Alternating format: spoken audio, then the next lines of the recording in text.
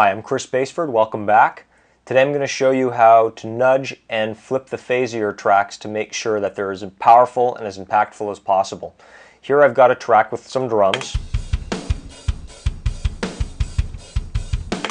And for the kick drum and the snare drum I used multiple microphones. Now when you're using multiple mics on the same source, you got to be very careful of phase, and that's what today's tip is based around.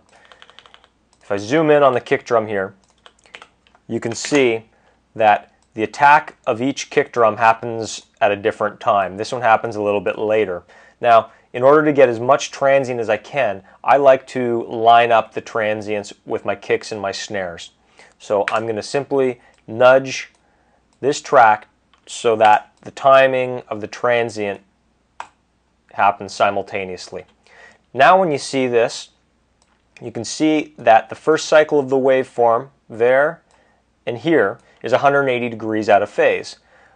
You can see when the cycle goes above the line there, it goes below there. Theoretically, that will cancel out. Let's have a listen to that.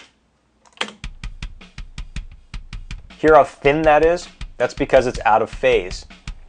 We have to fix that if we want to have powerful sounding drum tracks. So the first thing we can do here is, now that we've nudged the track in line so the transients are lining up, we can simply invert the audio file, invert the phase, and now let's hear how that sounds. You can hear all the bottom end that came back. Bottom end is your clue whether or not something's in phase or not. The bottom end is so much more noticeable than anything else. So when you're playing around, when you're recording your drum tracks, play around with the phase button and listen to where the bottom end is the most powerful, and that's probably going to get you closer to where phase would be lining up with the other tracks.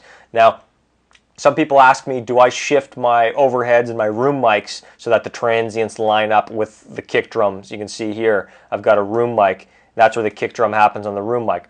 I don't like to line up the transients of my rooms and my overheads because the time delay between that is what creates the space and the depth. Obviously the sound's different, but if I line them all up, it's going to be very impactful, but you're going to lose a little bit of the depth.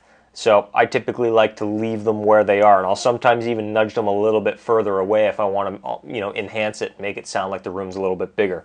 But in this scenario, I usually leave those as they are. Now let's check our snare drum and make sure that that is in phase and also lined properly. So as you can see here, that's the first cycle of that track, that's the first cycle of that track, and then that cycle is 180 degrees out of phase. So let's flip that. Let's hear how this sounds before I flip it. How about, there we go.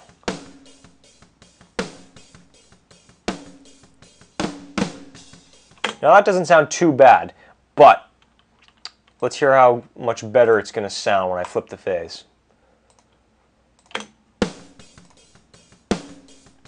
Again, more bottom end, more punch.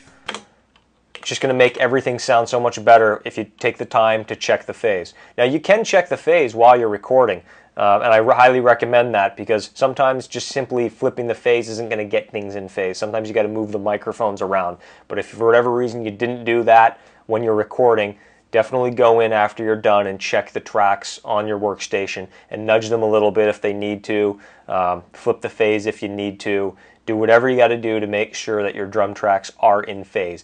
I'm Baseford, and that's your recording tip for today.